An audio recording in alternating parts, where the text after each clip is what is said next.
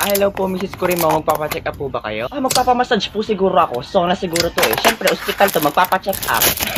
Mapagbiro po pala kayo. Sige po, upo na po kayo. Asan dito? Sa upuan? Patimbangan po siguro. Siyempre, sa upuan. Upo na po. Ganyan. Ha. So, kamusta naman po ang baby? Malakas po ba siya? Abay, malay ko, Dok, kailangan po bang macho ang baby ko? Ay, wag po kayo maglala. Hinihilahin ko po sa matris ko at pagpupushopin ko po araw-araw. Nasikmuraan ka na ba ng isa? Anong sabi mo? Ay, ang sabi ko po, nakatikim na po ba kayo ng mura? Maganda po kasi yung kay baby.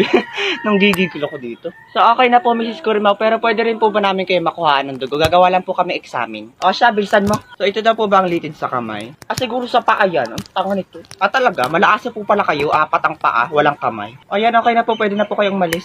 Madapa ako sana. Buti nga. Tatanga-tanga. Ay, Mrs. Kurimao, okay lang po ba kayo? Ay, okay lang po siguro ako. Nagpo-push up lang po ako dito, Dok. Maaagasan ka na't lahat, piloso po ka pa rin. Nurse, pakidala si Mrs. Kurimao sa operating room. Teka, ano pong gagawin niyo sa akin doon? Siguro iimbalsahin ka na namin. Siyempre, operating room nga, itatangat.